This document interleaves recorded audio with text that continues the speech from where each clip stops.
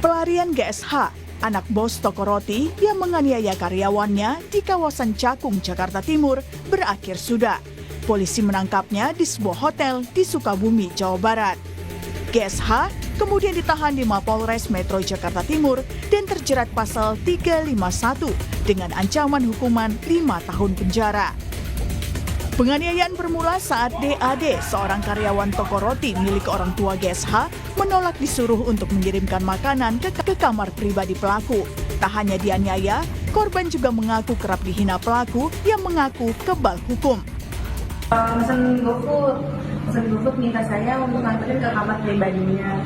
Tapi di situ saya nolak karena pertama itu bukan tugas saya, terus itu juga kita udah bikin perjanjian sama keluarga, dari pihak keluarga untuk tinggal nganterin makanan si pelaku lagi ke kamar pribadinya. Karena di situ juga dia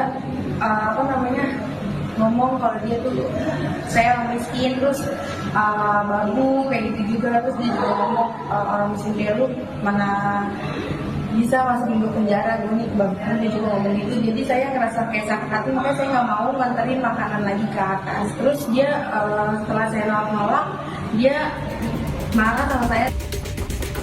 Polemik muncul saat kasus ini viral di media sosial. Pasalnya, kasus telah dilaporkan ke polisi sejak Oktober lalu, tapi mandek alias tidak ditindaklanjuti. Polisi berkilah kasus baru ditindaklanjuti karena saat pemeriksaan awal tak ada keterangan jelas dalam BAP yang disampaikan korban atau pelapor, sehingga sempat muncul asumsi apakah kasus ini benar terjadi atau tidak. Dari tahap penyidikan kita, saat ini kami sudah mengamankan saudara terlapor dari Jenderal GSH tersebut yang bersangkutan bersama dengan keluarganya berada di Hotel Anugrah Sukabumi pada hari tersebut dari pagi tanggal 16 November 16 Desember tahun 2024. Kami saat ini masih dalam proses penyidikan.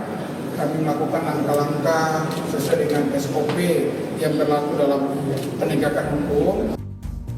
Kasus hukum yang ditindaklanjuti polisi setelah viral memang sudah sering terjadi. Karena itu, istilah no viral no justice pun muncul di masyarakat sebagai bentuk kritik kinerja kepolisian. Kasus Mario Dandi misalnya, penganiayaan anak pejabat pajak ini terungkap setelah viral di media sosial. Mario menganiaya seorang remaja hingga mengalami koma. Buntutnya, Mario diseret ke meja hijau dan divonis 12 tahun penjara. Tak hanya itu, profil ayahnya, Rafael Alun, ikut terseret hingga tindak korupsinya terbongkar. Rafael Alun divonis 14 tahun penjara karena korupsi berupa gratifikasi. Lalu sampai kapan masyarakat harus menunggu kasus viral sampai laporannya ditindaklanjuti polisi? Tim Liputan Kompas TV.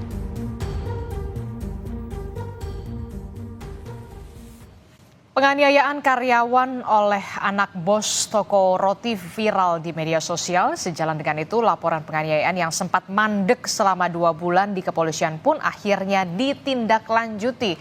Ada istilah no viral no justice memang sudah akrab di telinga masyarakat sebagai bentuk kritik terhadap kinerja polisi yang dianggap baru akan menindaklanjuti sebuah kasus jika sudah viral di media sosial. Kita bahas soal no viral no justice ini bersama dengan sejumlah narasumber. Sudah ada penasihat ahli Kapolri, ada Irjen Pol Purnawirawan Arianto Sutadi. Selamat pagi Pak Arianto Sutadi. Selamat pagi Mbak. Kemudian juga ada Komisioner Kompolnas, sudah ada Pak Yusuf Warsim. Selamat pagi Pak Yusuf. Selamat pagi. Ya, kemudian juga ada anggota Komisi 3 DPR RI, Irjen Pol Purnawirawan Rikwanto. Selamat pagi Pak Rikwanto. Selamat pagi. Ya, Bapak-bapak, ini kan kita membahas bagaimana asumsi ataupun banyak sekali akrab di telinga kita begitu ya, no viral no justice. Salah satunya adalah kasusnya yang menimpa salah satu bos toko roti begitu, anak bos toko roti yang baru ditindaklanjuti laporannya karena ada dugaan penganiayaan terhadap karyawannya setelah kasus ini viral di media sosial. Saya ke Pak Arianto dulu. Pak Arianto, kenapa sih no viral, no justice ini bisa dikatakan polisi sering menunggu viral dulu baru ditindaklanjuti?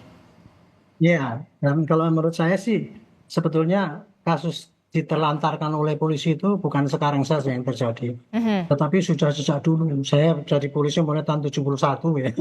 Sampai sekarang itu ya kondisinya di lapangan memang begitu ya.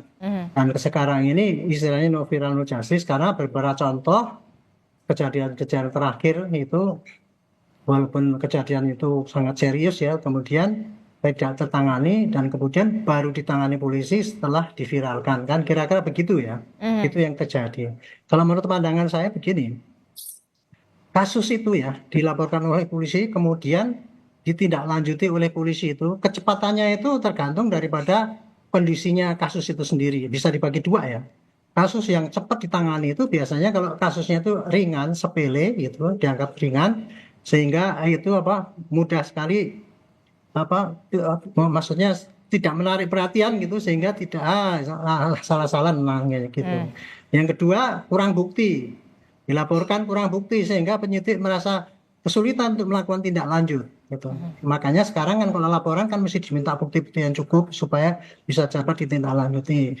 Yang ketiga ini yang paling penting adalah tidak ada atensi daripada publik maupun atensi dari atasan. Itu yang mengakibatkan kasus itu tidak ditangani segera oleh polisi. Sedangkan faktor yang mendorong itu cepat ditangani itu apabila kasus-kasus serius. Kasus serius itu sangat macam-macam ya. Mungkin karena kedasarnya, kebiadabannya atau karena dan sebagainya yang menimbulkan itu menjadi serius dan menjadi atensi publik gitu. Oke, Nah, jadi kemudian yang ketiga buktinya sulit. Nah, jadi jadi agak terlantar itu kasusnya. Tiga Oke. itu faktor itu yang mengakibatkan kasus itu jarang tertangani. Oke, jadi kalau tidak menjadi atensi publik begitu berarti kurang serius begitu ya, Iya, publik polisinya ataupun begitu ya, atasan. Pak? Ada dua atensi ataupun atensi publik ataupun atensi atasan. Oh, atensi biasanya. publik sama Iya. atensi atasan begitu. Iya. Benarkah Pak Rikwanto, gimana dengan pengalaman Anda dulu di kepolisian Pak Rikwanto yang saat ini sudah menjadi anggota Dewan di Komisi 3 DPR RI justru? Iya, saya juga sependapat dengan Pak Arianto ya. Memang ini penyakit lama, walaupun bisa cari pembenarannya kenapa gitu. Tapi secara umum ini terjadi setiap saat, setiap waktu, setiap tahun dan dari dulu juga terjadi. Ini kalau dicari salah siapa, ya salah semua. Ya pimpinannya, ya tingkat manajemennya, manajernya, ya anggotanya. Salah satu fungsi kontrol saat ini yang muncul adalah viralisasi itu. Ya ada medsos. Ini salah satu fungsi yang baik sekali menurut saya sih untuk mengontrol siapapun dia, aparat manapun, apalagi kepolisian yang sudah pasti tugas pokoknya adalah di samping memberi Kamtibmas, menegakkan hukum dan melindungi melayani masyarakat. Ya, ini saya sangat bersyukur adanya medsos ini. Nah, masalah yang sedang kita bahas ini ada 2 bulan kurang lebih Iya. baru di 2 bulan angkat mandek loh Pak pelakunya. Rikwanto. Ya, padahal kalau saya ikuti beberapa pemberitaan, ini datanya, videonya, dan masukan-masukan untuk ini menjadi sebuah kasus yang sempurna untuk ditindaklanjuti, sudah cukup ya. Buktinya begitu viral, bisa dikejar dan ditangkap. Ya kalau berkaitan dengan kurang bukti atau kurang jelas atau kurang apa, di sini kita polisi dulunya pengalaman. Nah, ini masalah yang sebentar sebenarnya bisa segera ditangani dan bisa ditindaklanjuti. Ya. Nah, kalau masalah-masalah berkaitan dengan kenapa ini terjadi, saya tambahkan lagi dari senior saya nih Pak Arianto ini. Ya memang Jakarta khususnya ya, itu tugasnya banyak sekali. Kamtibmas terutama. Ya, patroli ya, pengaturan, penjagaan, patroli dan lain-lain. Kemudian ada pengamanan demo, pengamanan kegiatan masyarakat, pengamanan kenegaraan dan lain-lain. Sehingga di situ mungkin bisa diartikan polisinya sudah cukup disibukkan dengan kegiatan-kegiatan itu. Oke. Dan kasus yang ditangani oleh Polda Metro Jaya dengan polres-polresnya dan polsek-polseknya itu luar biasa besar. Ya. Kadang-kala dalam prakteknya mereka pilih-pilih dulu yang prioritas mana. Tapi kan kalau kita besar-besar, lihat Pak Rikwanto, yang ini kan bombastis. kasus dugaan penganiayaan. Kemudian buktinya sudah cukup begitu ya, ada video juga. Kemudian bahkan yang kemudian menarik perhatian saya adalah keterangan dari korban. Pada saat itu yang mengatakan tadi di paket sebelumnya sempat mengejek dalam tanda kutip ya kepada karyawan tersebut, korban tersebut mengatakan ya kamu kan orang miskin, nggak mungkin kamu bisa memenjarakan saya. Artinya percaya diri sekali bahwa memang si pelaku ini kebal hukum begitu. Ini kan yang kemudian menjadi kecurigaan dari publik begitu. Kenapa sampai 2 bulan mandek ini? Wajar sih kalau curiga ya. Curiganya mungkin persepsinya nanti yang dibangun itu barangkali si polisinya ini, penyidik ini kenal dengan keluarga korban atau sering mampir atau tanda petik dapat sesuatu mungkin ya. Itu boleh-boleh saja berpendapat seperti itu dan itu sah-sah saja ya. Namun kembali ke yang awal tadi, ini pasti si penyidik polisi pilih-pilih kasus. Mana yang prioritas, mana yang nanti dulu. Kemudian bisa jadi kasus yang dilaporkan ini, yang laporkan mohon maaf ya orang kurang punya lah gitu ya. Jadi dia hanya minta tolong sama polisi sebagai aparat, tolong dibantu kasus saya. Kan itu dengan laporan itu. Nah untuk supportingnya mungkin nggak ada juga ke polisinya. Artinya daya dorong, daya tekan, daya ingin untuk ini dituntaskan. Jadi itu secara psikologis ya udah kami tangani, tapi mungkin nanti dulu gitu ya. Kemudian juga bisa jadi ini kasus, mohon maaf ini kepada polisi juga, pengalaman kita juga sih. Ini kasus kan kasus biasa, nggak ada sesuatu yang bisa diambil dari kasus itu ya, atau apa ya istilahnya privilege-nya diambil. Itu juga bisa jadi pemikiran si penyidik nanti dulu gitu ya. Namun setelah itu viral dan masyarakat bertanya-tanya, ada atensi, itu baru masuk ke level atas menjadi prioritas. Karena dapat atensi juga dari atasan. Tertangkap ternyata. Nah ini makanya sekatan di awal, medsos ini juga salah satu fungsi kontrol juga terhadap kinerja aparat kepolisian.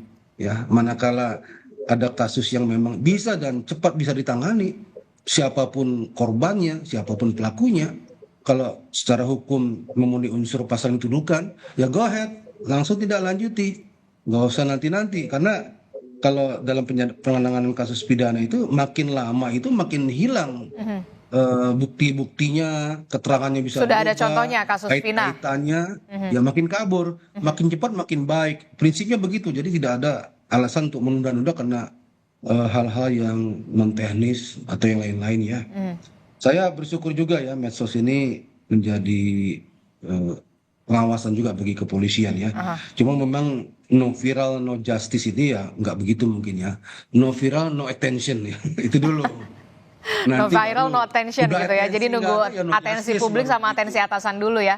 Ya, Pak Rikwanto. no viral no attention, baru bicara justice-nya. Oke, saya ke Pak Yusuf Warsim dari Kompolnas. Bagaimana Anda melihat ini? Jangan sampai kemudian ini menimbulkan benar-benar persepsi dari publik ya benar no viral, no attention. Harus ada atensi publik dulu, baru dapat atensi atasan. Yang tugas meminta Komisi Pemberantasan Korupsi KPK No viral, no memberantas justice kegiatan yang itu berhubungan dengan dalam APBN, pantauan analisis Kompolnas berdasarkan data-data perkembangan hingga saat ini itu memang sudah menjadi kecenderungan kita berhukum pada saat ini, di mana tadi sudah disampaikan Pak Rikwanto, viralisasi itu ya memang sudah menjadi fungsi kontrol itu. Tapi tentu ini tantangan bagi Polri untuk bisa menjawab no viral no police.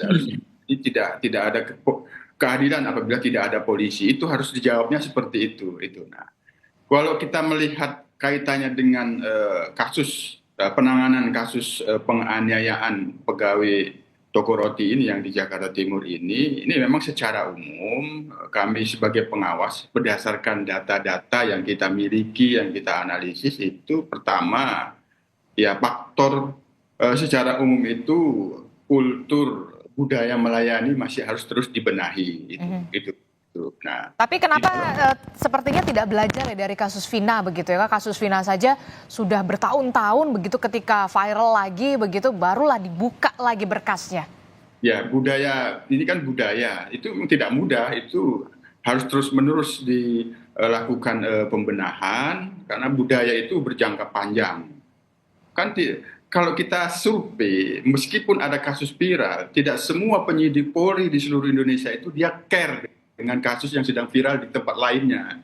Itu tidak mungkin. Itu. Yang kedua, ini berdasarkan data, karena 95% soal pengawasan ini kan juga sampai ke Kompolnas. Kompolnas ini menerima keluhan itu 95% itu memang mengeluhkan pada pelayanan penanganan laporan kepolisian yang ada di reskrim Polres ataupun di Polda, itu 95%. Nah, kalau kita analisis memang banyak faktornya, salah satunya tumpukan perkara, apalagi di Jakarta itu tumpukan perkaranya itu sudah overload, itu minimal itu mereka itu penyidik rata-rata itu 50 LP. Nah itu tadi betul, apabila tidak ada atensi pimpinan tertumpuk dia itu. Nah ini tentu menjadi perhatian serius kaitannya dengan fungsi pengawasan. Nah, ini harus kita benahi agar kinerja penyidik, meskipun ya faktor tumpukan perkara itu laporan polisi overload, harus ada yang bisa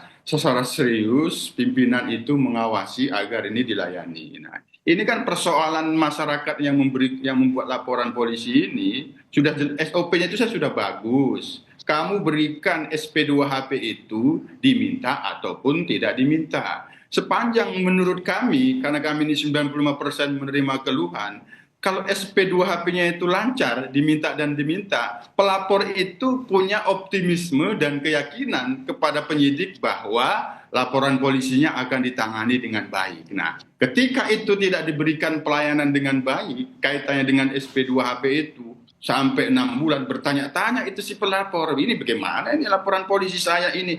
Ada terakhir karena dia sudah tidak percaya, sampailah surat cinta mempertanyakan itu ke Kompolnas, mengeluhkan, Pak Kompolnas, saya ini udah lapor 6 bulan nggak ada informasi terkait dengan laporan polisi. Nah itu yang kami soroti, termasuk di Jakarta Timur ini juga tumpukan perkaranya juga banyak, faktor memberikan pelayanan kaitannya dengan memberikan informasi yang itu sebenarnya sudah menjadi azas umum di dalam penyidikan pada saat ini sesuai dengan Perkap. Transparansi, memberikan informasi yang akurat dan benar kepada penyidik, ya setidaknya melalui SP2HP, apa yang dilakukan dan sedang dilakukan dan akan dilakukan ke depan itu seperti apa, sehingga pelapor itu punya pegangan, oh ini sebenarnya. Sepanjang itu dilakukan, akan memperkecil adanya viralisasi atas ketidakpercayaan penanganan kasus oleh kepolisian. Itu yang dominan pada saat ini. Iya, kenapa kemudian masyarakat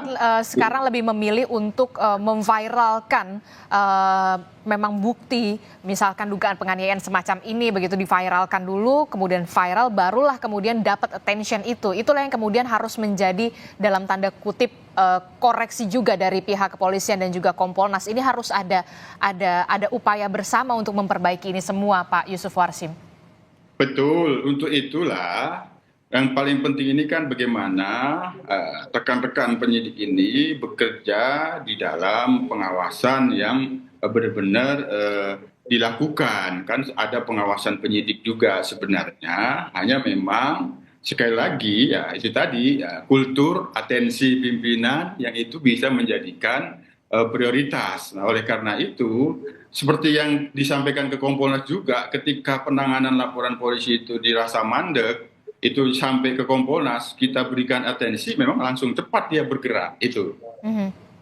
Oke, untuk kasus ini Kompolnas sudah memberikan teguran atau semacamnya begitu untuk kepada penyidik yang bersangkutan sampai 2 bulan mandek ini baru ditangkap kemarin di Sukabumi, Jawa Barat?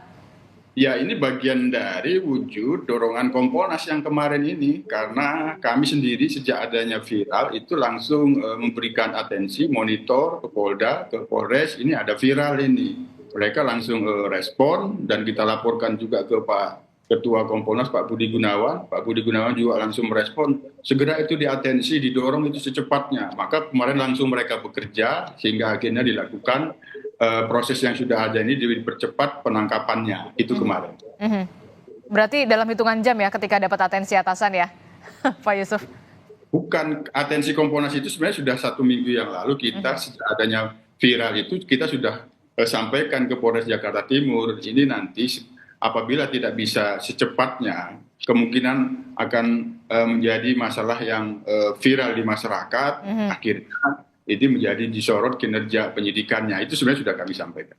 Oke, Pak Arianto tadi, Anda melihat bagaimana ini? Apakah perlu masukan juga kepada Kapolri dan juga supaya memberikan arahan baik itu ke tingkat Kapolda, Kapolres, baik Kapolsek soal ini, jangan sampai kemudian memang betul ada anggapan no viral, no attention.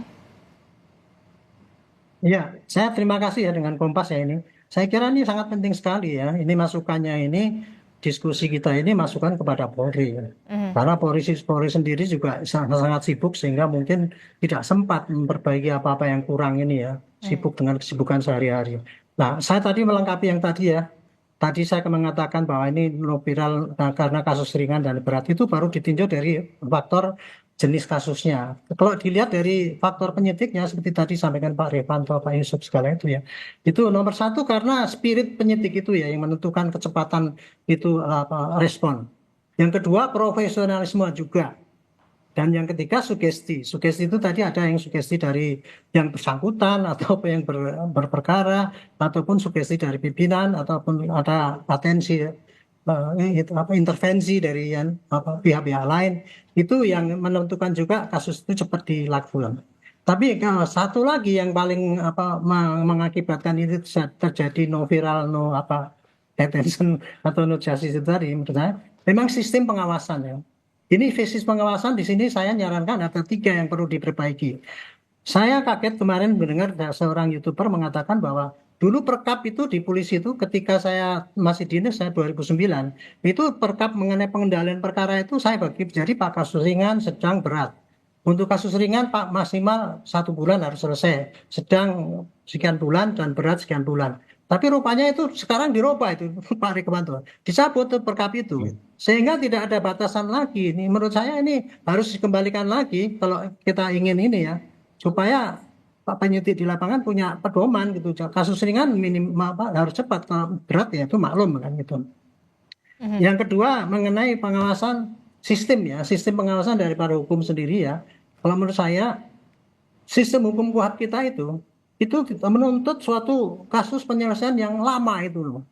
Itu perlu dirubah juga. Kalau ada kasus yang ringan mestinya seperti pelanggaran lalu lintas itu pakai tilang, pelanggaran ringan dan sebagainya itu sehingga akan mengurangi penumpukan perkara yang tadi sudah disampaikan Pak Yusuf itu tadi. Perkara kan kita sangat menumpuk dan ini ya tambah lagi sistem lagi. Selama ini sistem pengawasan kepada kinerja polisi memang belum pernah dipertajam ya. Kita dulu waktu saya dinas kurang lebih 20 tahun yang lalu itu, polisi itu setiap bulan itu rapat itu mempelajari sistem pulah jianta. Jadi kita berapa kasus berapa, selesai berapa itu dimonitor tiap hari. Nah sekarang kan tidak.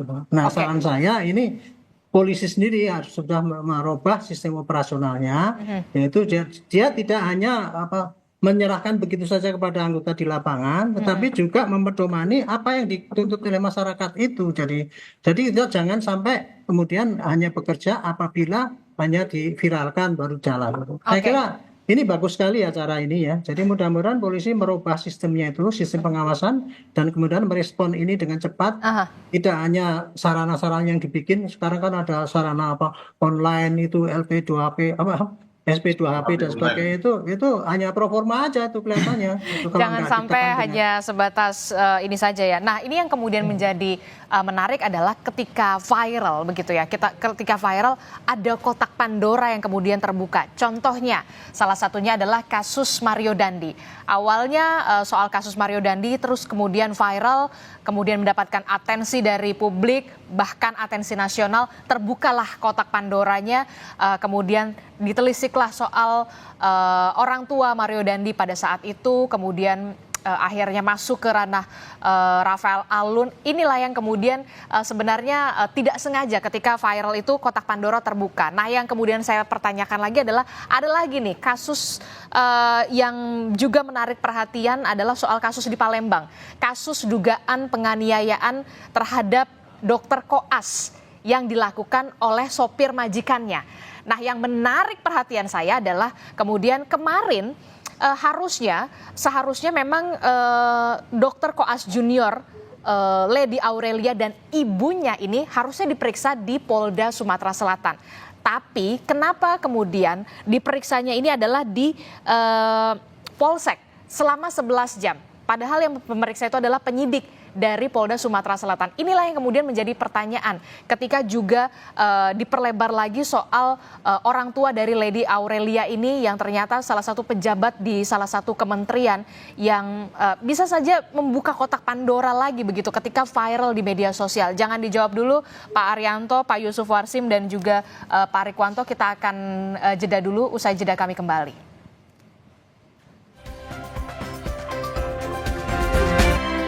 Terima kasih Anda masih bersama kami dalam Sapa Indonesia Pagi. Saudara, masih membahas soal bagaimana fenomena no viral, no justice yang kemudian kinerja polisi saat ini benar-benar sedang disorot. Masih bersama saya Pak Rikwanto dari Komisi 3 DPR RI, kemudian ada Pak Yusuf Warsim dari Kompolnas dan juga Pak Arianto Sutadi dari penasehat ahli Kapolri. Ini yang kemudian juga menjadi menarik adalah ketika salah satu kasus ini viral, kemudian juga membuka kotak Pandora. Salah satu contohnya adalah yang belum terlupakan dari kita adalah soal kasus Mario Dandi, Bapak-bapak, yang kemudian terbukalah kotak Pandora soal sang ayah, kemudian Rafael Alun Trisambodo. Inilah yang kemudian bisa menjadi perhatian dari banyak pihak. Ternyata tidak hanya soal kasus Mario Dandi, tapi juga membuka kotak Pandora soal kasus ayahnya begitu, Rafael Alun. Nah, Pak Arianto Sutadi ini meresponnya seperti apa? Dan juga Pak Yusuf Warsim dan juga Pak Rikwanto. Yang terbaru ini kasus di Palembang. Kasus di Palembang soal dugaan penganiayaan, kasus dugaan penganiayaan terhadap salah satu koas oleh driver atau pengemudi dari majikan koas tersebut begitu. Nah, apa yang kemudian bisa ditelisik? Ini yang menjadi perhatian saya adalah kemarin Lady Aurelia diperiksa sebagai saksi dan ibunya juga diperiksa sebagai saksi seharusnya di Polda Sumatera Selatan, kemudian digeser ke Polsek. Apa yang bisa dicermati dari situ, Pak Arianto? Ya, saya pertama kali tadi buka kotak Pandora tadi ya. Ya itulah tugas polisi itu ya. Kalau polisi itu profesional, itu pasti bisa mengorek kesalahan orang yang tadinya tersembunyi gitu loh. Jadi dan polisi itu kalau menangani kasus bukan hanya kepada laporan polisi yang diterima, tetapi juga temuan-temuan yang dia temui di dalam suatu penyelidikan, dan kemudian dia bikin LP baru, LP yang khusus untuk yang ditemukan itu tadi. Jadi itu memang bagian daripada tugas polisi seperti itu, dan ini mencerminkan ya bahwa kalau polisi itu jeli, tajam gitu ya, dia bisa ngorek kesalahan orang yang selama ini tersembunyi. Itu kemudian yang kedua, kalau mengenai teknik pemeriksaan yang mestinya harus di Polsek, kemudian di Polda dan sebagainya itu, saya terus terang tidak tahu karena itu teknis penyidikan dan polisi pasti punya alasan ya gitu ya. Alasannya entah alasan itu rasional atau irasional saya tidak tahu gitu ya. Tetapi ini adalah saya sampaikan pada kekurangan piawaian polisi memberikan penanganan pada masyarakat. Mestinya dengan kondisi polisi yang sekarang ini dicurigai berbuat negatif terus itu, polisi transparan berbuatnya itu.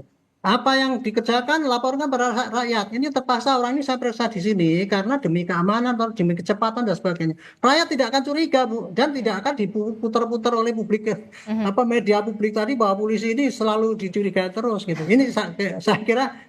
Yang penting terbuka dan juga transparan dari informasinya ya, Pak Arianto tadi. Saya kira itu harus dikerjakan sesuai dengan presisi kan gitu modelnya gitu kan. Responsibilitas, akuntabilitas, transparansi itu kerjakan saja, pasti polisi akan berkurang lah nilai penunjukan yang negatif pada polisi. Oke, Pak Rikwanto, ini gimana Pak Rikwanto kalau dari pengalaman Anda begitu ya, ini kan diperiksanya selama 11 jam, yang memeriksa adalah penyidik unit 5 Subdit 3 Jatanras Polda Sumatera Selatan yang seharusnya dijadwalkan di Polda Sumatera Selatan, loh kok bergeser jadi ke Polsek. Ini Alasannya apa Pak? Jadi kan kita jadi curiga nih, wah kenapa nih kok jadi di Polsek ya pemeriksaannya, Pak Rikwanto? Ya, sebelum saya menanggapi, saya mau sampaikan nanti siang jam 11 itu Komisi 3 mau adakan RDP ya dengan Kapolda Kalteng. Ada masalah di situ juga penembakan. Juga dengan Kapolres Jakarta Timur, masalah yang pegawai toko roti yang dianiaya itu. Oke, nanti ada RDP. Iya, jam 11 nanti mudah-mudahan bisa terungkap bagaimana sih sebenarnya prosesnya penyidikan kepolisian sampai terungkap tersebut kelemahannya di mana. Jam 11 nanti ya. Jadi kita udah tindak lanjuti dari Komisi 3 untuk mensikapi masalah-masalah di masyarakat, terutama viralisasi tadi. No viral, no attention. Terakhir no justice mungkin. Nah, yang masalah di Palembang, ya saya sependapat dengan Pak Arianto, itu masalah teknis saja. Ya, masalah pemeriksaan itu bisa di mana saja. Bagaimana baiknya oleh penyidik, bagaimana baiknya si yang diperiksa juga bisa juga kompromi di situ dan lain-lain ya. Nah, kalau berkaitan dengan tadi di Polda sudah nunggu media segala macam bla bla bla itu, ya ini kewajiban daripada kepolisian sendiri untuk menjelaskan kenapa diperiksa di Polsek, kenapa nggak di Polda. Kami sudah nunggu loh Pak, ada apa sih gitu kan? Nah, di sini. Jadi kan ini menimbulkan juga pertanyaan ya, Pak Rikwanto. Menurut yang saya amati beberapa tahun ini ya belakangan ya. Ini kurangnya penyampaian informasi kepada publik termasuk ke media tentang apa yang dilakukan oleh Polri, apa yang menjadi kinerja Polri, terutama hal-hal yang berkaitan dengan perhatian masyarakat itu. Saya dulu waktu masih aktif selalu berpikir tentang menangani suatu masalah ya. Saya menangani masalah ini agak serius ini dan bobotnya luar biasa dan menjadi perhatian publik. Saya di samping menangani kasus, juga mencoba masuk ke alam pikiran media. Media butuh apa sih? Iya, butuh cepat juga masuk informasinya. ke alam pikiran masyarakat. Masyarakat butuh apa sih dari informasi itu? Sehingga ada check balance di situ tentang informasi yang harus saya sampaikan seperti apa. Nah, masalah juru bicara humas itu bisa siapa saja. Walaupun ada pembatasannya. Tapi Kapolsek masih bisa. Kapolres masih bisa. Kapolda bisa. Yang utama ya juru bicara atau humasnya itu. Ya, dia harus berpikir tentang media butuh apa. Kira-kira saya jadi media itu, saya akan tanya apa sih? Kalau saya jadi masyarakat, keponya masyarakat tuh, saya pengen tahu itu bagaimana sih? Nah, pertanyaan-pertanyaan itu mesti dijawab, nggak boleh tidak. Betul. Ya, memang di sini ada istilah transparan itu harus, tapi juga tidak telanjang gitu kan. Nah, kemudian ada juga undang-undang keterbukaan informasi publik. Ada batasan-batasan yang memang tidak bisa dibuka semua oleh penyidik untuk kasus-kasus yang tangani. Tapi kalau dijelaskan masyarakat tahu kok, itu ngerti ya. Dalam penyidikan, dalam pengejaran, dalam ini itu nggak boleh disampaikan karena itu ada keterbatasannya juga, yang mana yang disampaikan lah, mana yang tidak ya. Nah, ini juga disampaikan juga pada media atau kepada masyarakat. Jadi polisi juga harus masuk ke dalam alam pikiran masyarakat, masuk ke dalam alam pikiran media supaya bisa mendapatkan gambaran, oh kalau kasus ini saya harus minta support juga dari media. Media itu dipakai betul-betul untuk bagaimana syiar daripada penyidikan kepolisian juga syiar untuk membantu ini terungkap. Masyarakat juga begitu. Sekarang masyarakat luar biasa loh dengan teknologi informasi ini. Kita bilang A, dia cari A kemana? Kita bilang B, dia cari B kemana? Lebih cepat dia. Lebih cepat, betul. Lebih cepat. Iya. Intelijennya ya Pak ya. Nah, ini jangan dipakai sebuah kontra. Jangan dipakai sebuah Justru yang membantu dari antipati. kepolisian. Nah, justru membantu, tinggal kepolisiannya ya. Polisi mau serius apa enggak? Mau jujur apa enggak? Mau terbongkar apa enggak? Nah, di sini komitmen-komitmen yang harus dibangun bersama ya. Tapi saya yakin dengan kewenangan ya, dengan segala sesuatu yang diberikan oleh negara kepada polisian, diberikan oleh masyarakat kepada polisi harus sungguh-sungguh membantu masyarakat dalam mereka memberikan keamanan dan kenyamanan, terutama dalam penanganan kasus. Sederhana kok. Masyarakat itu inginnya apa? Kasusnya selesai. Kasusnya selesai dan terungkap ya. Kasusnya jelas. Nggak neko-neko, nggak macem-macem. Dan tidak pilih kasih. Oke, termasuk juga kasus di Semarang, Pak Rikwanto. Bagaimana update perkembangan juga dari kasus yang di Semarang ini? Komisi 3 DPR RI menyorotinnya. Karena ada juga desakan soal pencopotan Kapolrestabes Semarang yang harus bertanggung jawab terkait dengan kasus yang menimpa anak buahnya tersebut. Kapolres Tabes Semarang itu sudah kita RDP ya berapa minggu lalu, seminggu lalu lah. Itu sudah clear, dia paparkan semuanya proses penyidikannya. Dari mulai pemeriksaan para saksi, si tersangka juga, pengambilan keterangan macam-macam pihak, termasuk mengambilkan video-video sekitar lokasi kejadian, ya sudah jelas semua disampaikan kepada kita dan sangat jelas juga tentang apa yang terjadi. Jadi kesimpulan akhirnya adalah telah terjadi excessive force. Jadi penggunaan kekuatan yang berlebihan, tidak tepat waktunya, tidak tepat sasarannya anggota tersebut. Jadi anggota tersebut kan intinya pulang tugas, pakaiannya sipil, tiba-tiba melihat orang naik motor dikejar oleh motor yang lain. Dia pikir itu begal. Kemudian balik lagi. Nah, dalam konteks pemikiran yang sederhana itu, dia langsung mengambil sikap untuk mengambil tindakan penggunaan senjata api. Ya, ditembak 4 kali, 1 ke atas, 1 mengarah, 1 mengarah, 1 mengarah. Tapi setelah penembakan dia yakin ini pasti kena nih salah satu tembakannya. Tapi kan awalnya ada informasinya soal tawuran, Pak. Oh, itu belakangan nanti saya ceritakan. Ini kejadian penembakannya dulu. Ya. Jadi setelah dia yakin ada yang kena tembakan itu dia ikuti kemana motor itu pergi. Ternyata dekat School Sampokong itu ada seseorang yang kelihatan lemas, ditolong oleh orang lain. Dia dekati, ada terluka tembakan dan berdarah. Nah, jadi ceritanya dari Kapolres Tabes itu anggota sub bantu ke rumah sakit. Walaupun akhirnya satu dia tertolong, yang satu terluka.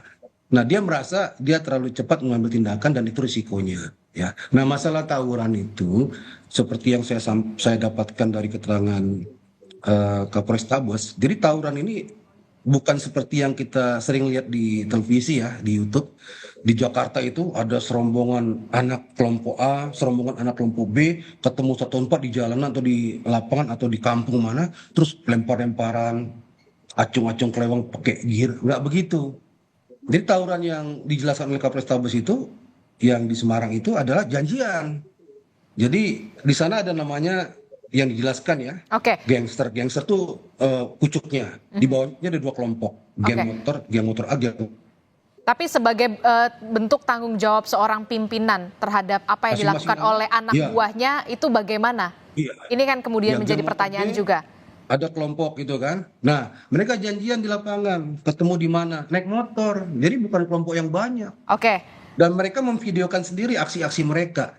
Jadi polisi mendapatkan keterangan jelas A sampai Z-nya itu ya dari video-video mereka juga, dari keterangan-keterangan mereka juga tentang tawuran versi di Semarang itu. Jadi bukan tawuran yang seperti di Jakarta itu. Kemudian yang jadi pertanyaan adalah lalu bagaimana bentuk tanggung jawab dari seorang pimpinan terhadap perbuatan dari anak buahnya yang sudah terjadi? Itu yang pertama jelas dulu masalahnya, siapa yang bersalah dihukum. Siapa korban dibantu, ya macam-macam lah itu ya. Bentuk tanggung jawab seorang pimpinannya? Clear itu. Sekarang cara pandang terhadap si Kapolres Tabes itu, ya.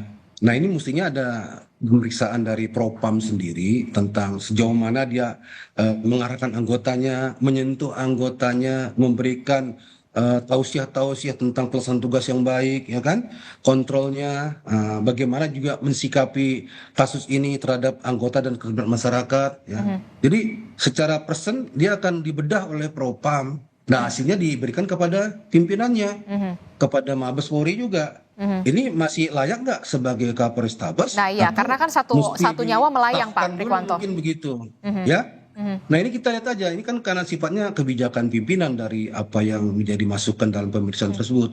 Nah kita tunggu aja, apakah memang ada guran, tindakan, demosi, mutasi, dan lain-lain ya. Jadi memang perlu bentuk tanggung jawab seorang pimpinan ya, Pak Rikwanto ya? Ya, pimpinan dari Polda mungkin, atau dari Mabes Polri mungkin. Saya yakin itu ada tensi. Cuma secepat apa dan seperti apa tensinya, kita nggak monitor sejauh itu ya. Kita nantikan berarti bentuk tanggung jawab seorang pimpinan terhadap perbuatan dari anggotanya, karena faktanya adalah satu orang nyawanya melayang begitu ya Pak Rikwanto. Terakhir ya, Pak. Betul sekali. Pak Yusuf Warsim, terakhir Pak Yusuf Warsim, soal kasus di Palembang dan juga kasus di Semarang ini menjadi atensi dari Kompolnas kah? Sudah masuk dari atensi Kompolnas, terutama yang terbaru ini adalah yang di Palembang, Sumatera Selatan yang tadi kita sudah membahas soal bagaimana proses pemeriksaan terhadap 2 orang saksi, yakni Dr. Koas dan juga ibunya. kemudian juga yang di Semarang, bagaimana terakhir Pak Yusuf Warsim? Ya, Kompolnas kami sudah memonitor yang kait kasus yang ada di Sumatera Selatan ini. Kami akan turun ke sana, memantau langsung, meminta klarifikasi bagaimana prosesnya. Tapi ada 3 hal yang perlu kami sampaikan kaitannya dengan Jakarta Timur, Palembang, dan lain-lainnya. Pertama, kalau sudah soal teknik penyidikan ini memang tidak mudah gitu.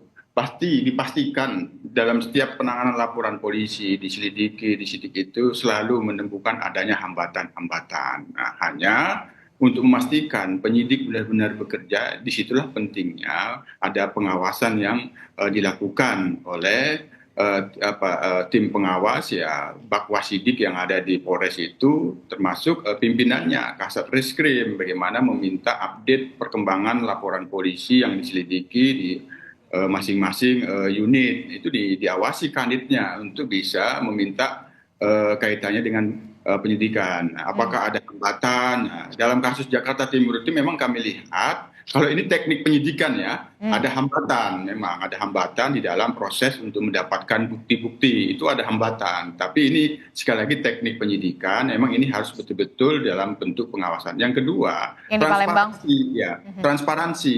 Jadi harus diberikan informasi kepada pelapor terkait dengan proses yang dikerjakan itu, ya tentu informasinya yang akurat dan benar. Nah, yang ketiga, dalam kaitannya dengan transparansi itu kaitannya menjawab apa yang menjadi pertanyaan publik seperti di Palembang ini, mengapa di Polsek, itu sekali lagi memang ada pada teknik penyidikan. Ada alasan yang sifatnya subjektif dan objektif, itu tidak bisa dihindarkan, pasti ada gitu. Hanya Polri, Polda melalui humasnya harus memberikan informasi kepada publik. Nah, proses bukan materi yang disidiki, bukan BAP-nya, proses penanganannya, proses penyelidikannya, penyidikan itu bisa diinformasikan kepada publik agar publik mengerti dan tercerahkan, punya optimisme, oh ternyata penyidik memang sedang bekerja sungguh-sungguh, ini yang sudah dikerjakan dan yang akan dikerjakan ini. Itu bisa disampaikan prosesnya, termasuk besok.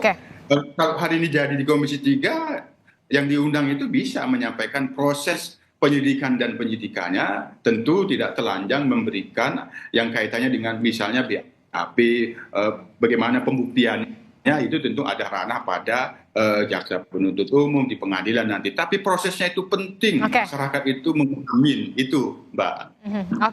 Jadi kita menunggu betul adanya kinerja polisi yang semakin hari semakin baik begitu ya ke depannya ya. Tentu harapan kita sama-sama ini berharap dengan adanya kepolisian ini bisa terus memperbaiki diri dan juga kinerjanya juga semakin lebih baik. Jangan sampai kemudian no viral, no justice, no viral, no attention, itulah kemudian terpatri betul di benak dari masyarakat. Terima kasih Pak Arianto Sutadi telah bergabung bersama kami, Pak Yusuf Warsim dan juga Pak Rikwanto. Nanti kita akan kawal juga Pak RDP-nya di Komisi 3 DPR jam 11 siang nanti. Terima kasih Bapak-Bapak, sehat selalu. Assalamualaikum, selamat pagi.